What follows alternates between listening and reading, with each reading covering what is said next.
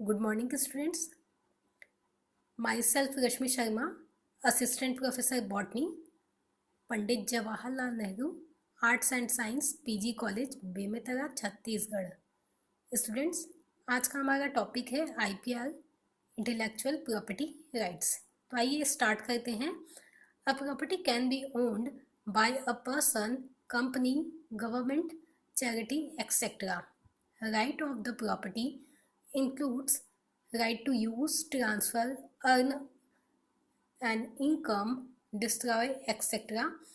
IPR is a right for the ownership of a property which is not tangible and it is the result of your intellect. It means IPR से पहले हमको ये पता होना चाहिए कि property क्या होती है।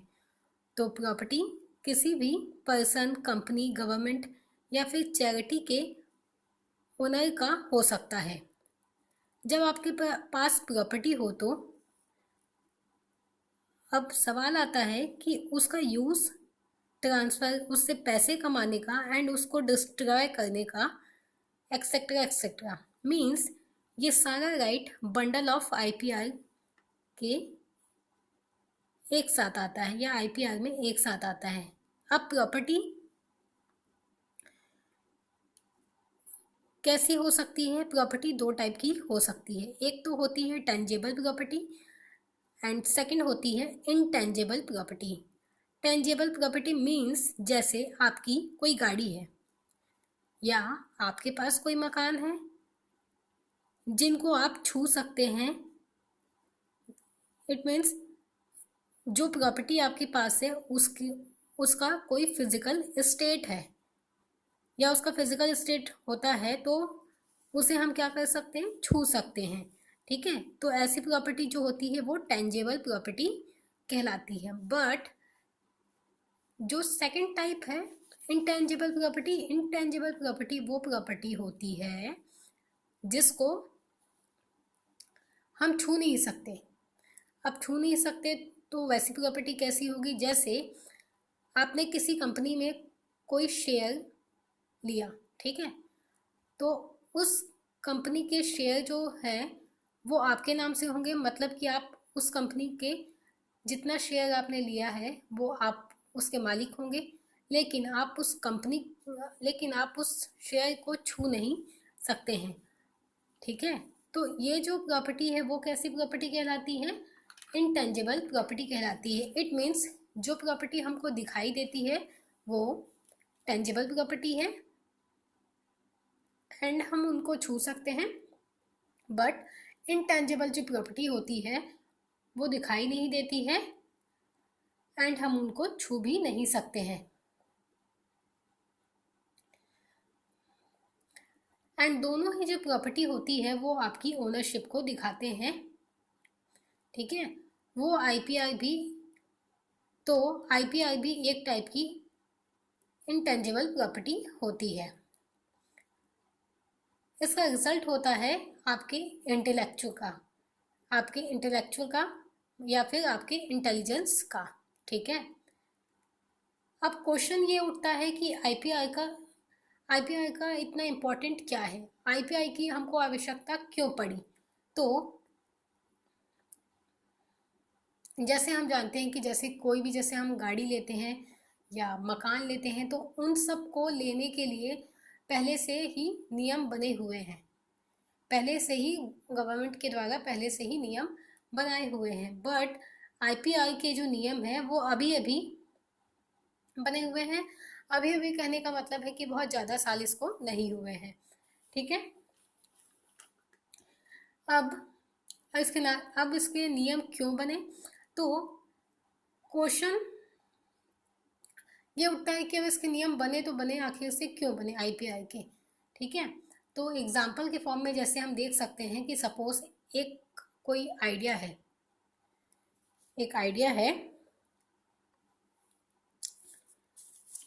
सपोज एग्जाम्पल के फॉर्म में हम देख सकते हैं कि सपोज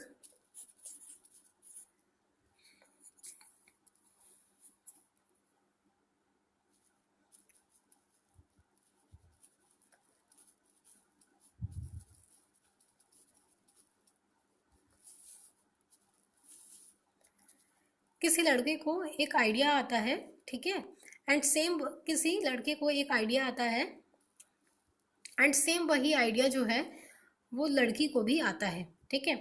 अब दोनों को आइडिया क्या आता है? अब इन दोनों को आइडिया ये आता है कि हम दोनों को क्या बनाना है, एक एक ऐसी गाड़ी बनाना है, ठीक है, एक ऐसी हमको क्या बनाना है। अब दोनों को आइडिया ये आता है कि हमको क्या बनाना है, एक ऐसी गाड़ी बनाना है। क्या बनाना है? हमको एक ऐसी गाड़ी बनाना है जो कम से कम फ्यूल में ज़्यादा से ज़्यादा किलोमीटर कवर कर सके, है ना। दोनों को ये आइडिया आता है। अब दोनों ने अब दोनों ने ही इसके इसके लिए खूब रिसर्च किया, बहुत से रिसर्च किया, बहुत सी खोज खबर की, ठीक है। बहुत से गाइड को इन्होंने पढ़ा, उसके बाद इन्होंने क्या किया, वो गाड़ी को उन्होंने मार्केट में उतार दिया, ठीक है। उस गाड़ी को उन्होंने बना के मार्केट में लॉन्च कर दिया, ठीक है। उसके बाद बाकी कंपनी वाले ने देखा ही नहीं, ठीक है। बाकी कंपनी वाले ने इनकी गाड़ी को देखा, इनकी गाड़ी को उन्होंने लिया, और लेने के बाद में उन्होंने इसके इंजन और जो भी एक्टिविटी को इन्होंने और जो भी पार्ट्स को इन्होंने चेंज किया हुआ था इन दोनों ने मिलके, है ना, उसको उस कंपनी वाले ने देख लिया। एंड देख लेने के बाद उसने क्या किया, अपने गाड़ी के पार्ट्स में वो लोग लगाने लगे कि हाँ, ये चेंजेस इन दोनों ने किया हुआ है, तो हम भी ये चेंजेस जो है अपनी गाड़ी में कर देते हैं, ठीक है।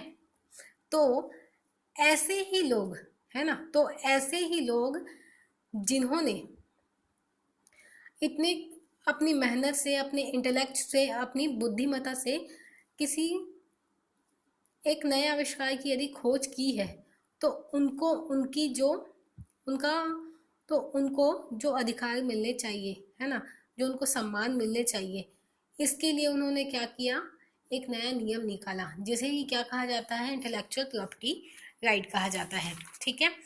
तो आइए देखते हैं वो किस फॉर्म में हो सकते हैं। वो हो सकते हैं या तो पेटेंट के फॉर्म में, ट्रेडमार्क के फॉर्म में, या फिर कॉपीराइट के फॉर्म में हो सकते हैं, ठीक है। अब पेटेंट के फॉर्म में क्या होगा, जैसे कि जस्ट अभी हमने एग्जांपल देखा, क्या देखा एग्जांपल में, दो लोगों ने मिलकर एक गाड़ी बनाई, ठीक है। तो उस गाड़ी को बनाने के लिए उन्होंने जिस पर्टिकुलर पार्ट में उन्होंने चेंजेस किया था, है ना, उस पर्टिकुलर पार्ट में चेंजेस करने के बाद उस पर्टिकुलर पार्ट का जो अधिकार है ना, चेंज करने के बाद जो ये जो एक्टिविटी होती है उसका जो अधिकार होना चाहिए, वो उन लोगों के पास होना चाहिए जिन्होंने इसको बनाया है, ठीक है। एंड देन ट्रेडमार्क क्या होता है? ट्रेडमार्क जैसे कि आपने किसी भी एक स्पेशल कंपनी का एक स्पेशल ट्रेडमार्क देखा होगा या फिर लोगो देखा होगा। जैसे एप्पल कंपनी में आपने देखा होगा, एक एप्पल होता है, ठीक है, एक एप्पल रहता है, कुछ इस टाइप के शेप का उसका एप्पल होता है, ठीक है। ये एप्पल कंपनी का लोगो है। अब इस कंपनी के ये एप्पल कंपनी का लोगो है। अब इस एप्पल कंपनी का मोबाइल आता है, लैपटॉप आते हैं, एंड बाकी अदर्स जो भी चीज़ें आती हैं। तो यदि आप मार्केट में जाएंगे तो एप्पल कंपनी का लोगो आप देख के ही पहचान जाएंगे कि ये एप्पल कंपनी की लोगो है, मतलब कि ये एक स्पेसिफिक ऑथराइज्ड कंपनी का बना हुआ आइटम है। बट यही लोगो बट यही जो लोगो है ना, ये एप्पल का जो लोगो है, इसको कोई भी अदर कंपनी अपने प्रोडक्ट में यूज़ नहीं कर सकती है। यदि वो यूज़ करती है तो वो क्या कहलाएगा, उसके इंटेलेक्चुअल प्रॉपर्टी राइट की चोरी कहलाएगी, है ना, मतलब कि उसने उसको ले लिया। बट हमने अभी पहले ही जाना है कि ये जो इंटेलेक्चुअल प्रॉपर्टी राइट है, हम उसको किसी के नाम पे ट्रांसफ़र भी कर सकते हैं, है ना, किसी के नाम पे हम उसको ट्रांसफ़र कर देते हैं, या फिर उसको ख़त्म भी किया जा सकता है, उसका यूज़ भी किया जा सकता है, या फिर उससे पैसे भी कमाया जा सकता है, ठीक है। वो तो हुई इन सब की बात। देन आती है कॉपीराइट की बात। कॉपीराइट क्या होता है? जैसे कि आप जब यदि कोई मूवी देखते हैं, है ना, आपने यदि कोई सपोज संजय लीला भंसाली की कोई मूवी देखी, तो संजय लीला भंसाली के द्वारा बनाई गई कोई मूवी है, तो उस मूवी का जो कॉपीराइट है वो केवल संजय लीला भंसाली के पास में ही उसका कॉपीराइट है। यदि उसकी मूवी को कोई कॉपी कर लेता है या उसके किसी सॉन्ग को कोई चोरी कर लेता है, तो ये कॉपीराइट का उल्लंघन कहलाता है। जैसे कि हम हमेशा देखते हैं कि हमको हमेशा ये सुनने को मिलता है कि ये सॉन्ग जो था किसी उसकी धुन किसी और ने बनाई थी, उसकी धुन को किसी अगले पर्सन ने वहाँ से वो क्या करता है, उसकी कॉपी कर लेता है एंड अपने मूवीज़ में उसका यूज़ कर लेता है। तो इन सब को क्या कहा जाता है, कॉपीराइट कहा जाता है। मतलब जिसने उसका आविष्कार किया है उसको ही उसका अधिकार मिले, ठीक है, चाहे वो उसे किसी को बेचे या उसको खुद के लिए यूज़ करे, ठीक है, उसका अधिकार उसके पास ही होना चाहिए। तो इसके लिए एक ऑर्गेनाइजेशन है WIPO, जिसका नाम है वर्ल्ड इंटेलेक्चुअल प्रॉपर्टी ऑर्गेनाइजेशन। इसका हेडक्वार्टर है जिनेवा स्विट्ज़रलैंड में एंड 26 अप्रैल को हर साल वर्ल्ड इंटेलेक्चुअल प्रॉपर्टी डे मनाया जाता है, ठीक है। आगे देखते हैं कन्वेंशन एस्टेब्लिशमेंट।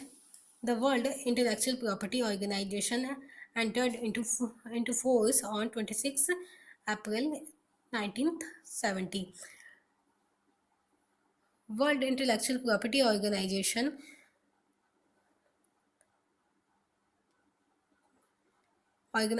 जो है ये फोर्स में कब आया, 26 अप्रैल 1970 में आया। The World Intellectual Property Organization is one of the 15th specialization agencies of the United Nation. United Nation के पास वर्ल्ड इंटेलेक्चुअल प्रॉपर्टी ऑर्गेनाइजेशन के अलावा भी 15 ऐसे स्पेशलाइज्ड एजेंसीज है, ठीक है, जिसमें इंटेलेक्चुअल या वर्ल्ड इंटेलेक्चुअल प्रॉपर्टी ऑर्गेनाइजेशन या फिर जिसे शॉर्ट में विपो भी कहा जाता है वो भी शामिल है। विपो वॉज क्रिएटेड इन 1967। विपो का आविष्कार कब हुआ था, इस ऑर्गेनाइजेशन का आविष्कार 1967 में हुआ था। To encourage creativity to protection of intellectual property throughout the world. जिसका काम क्या है, जिसका काम है किसी की क्रिएटिविटी एक्टिविटी को इनकरेज करना, उनको बढ़ाना, ठीक है, उनको बढ़ाना, साथ ही साथ उनकी जो एक्टिविटी है, उनकी जो क्रिएटिविटी है उसको प्रमोशन के साथ साथ उसका प्रोटेक्शन भी करना। कहाँ पे, पूरे वर्ल्ड वाइज में, ठीक है, पूरे वर्ल्ड वाइज में उनका क्या करना, प्रोटेक्शन करना। आगे देखते हैं डेफिनेशन ऑफ IPR। विपो convention Stockholm 1967 defines IPR in article 2(8), ठीक है। विपो का जो कन्वेंशन है वो कब हुआ था, स्टॉकहोम में 1967 में हुआ था, जिसको आर्टिकल 2(8) के थ्रू इसे डिफाइन किया गया है। Intellectual property shall includes the rights relating to. Intellectual property rights के द्वारा दिए जाने वाले जो राइट्स है, जो अधिकार है, वो है literacy, artistic and scientific work, programmes of performing artistic phonograms and broadcast, inventions in all fields of human endeavors, next है साइंटिफिक डिस्कवरीज, नेक्स्ट है industrial designs, next trademark service marks and commercial names and designations, next है protection agencies, unfair competitions and all other rights resulting from intellectual activity in the industrial, scientific, literacy and artistic field। Intellectual property right का ही result है कि हमको ये देखने को मिलता है industrial, scientific, literacy and artistic field में, जिसके आधार पे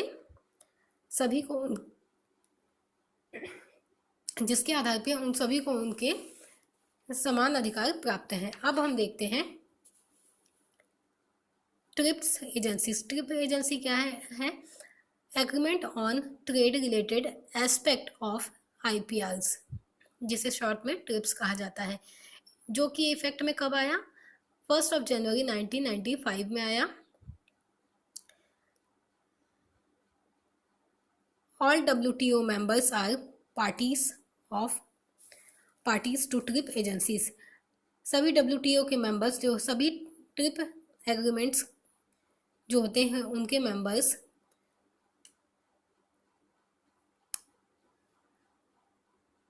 सभी ट्रिप्स जो होते हैं, सभी ट्रिप के मेंबर WTO के पार्टीज होते हैं। TRIPS agreement was negotiable at the Uruguay round at GATT authority before WTO। सारे WTO मेंबर्स ट्रिप के पार्टी हैं एंड ट्रिप्स एग्रीमेंट नेगोटिएबल होता है कहाँ पे नेगोटिएबल होता है, जब लास्ट राउंड में उरुग्वे के GATT GATT round GATT WTO के पहले भी था। इट मीन्स हम ये कह सकते हैं कि उरुग्वे के लास्ट राउंड में जो गेट है उसको अथॉरिटी मिल गई थी, उसके बाद में क्या बना, WTO बना। अब हम ये कह सकते हैं कि गेट जो है वो उस WTO का मॉडर्न फॉर्म है। इट मीन्स गेट अब क्या बन चुका है, गेट बन चुका है WTO। ट्रिप्स का पर्पस है, हार्ड रूल्स नहीं है, ये मिनिमम स्टैंडर्ड एग्रीमेंट है। मीन्स ये मिनिमम बताता है कि इतने राइट्स आपके खुद के स्टेट में आपके स्टेट के सिस्टम में या फिर संविधान में होने चाहिए। और ये फुल लिबर्टी भी देता है। लिबर्टी कैसी देता है कि सभी कंट्री को कि ये अपने हिसाब से अपने संविधान में कुछ चेंजेस करके अपने लोगों को इस टाइप की क्या कर सके, प्रॉपर्टी राइट से संबंधित अधिकार दे सके। ठीक है,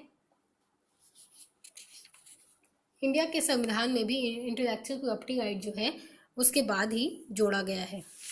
नेक्स्ट देखते हैं इंडियन लेजिस्लेशन ऑफ IPR। कौन कौन से एक्ट के तहत इंडिया में IPR को जोड़ा गया है। Patent act 2007, trademark act 1999, copyright amendment मतलब कॉपीराइट एक्ट में कुछ संशोधन किया गया था कब, 2012 में। The designs act 2000, the geographical indication of goods registration and protection act 1999, the protection of plant varieties and frame right act 2001। तो स्टूडेंट्स यहाँ पे हमारा इंटेलेक्चुअल प्रॉपर्टी राइट का ये छोटा सा टॉपिक था जो कंप्लीट होता है। Thank you.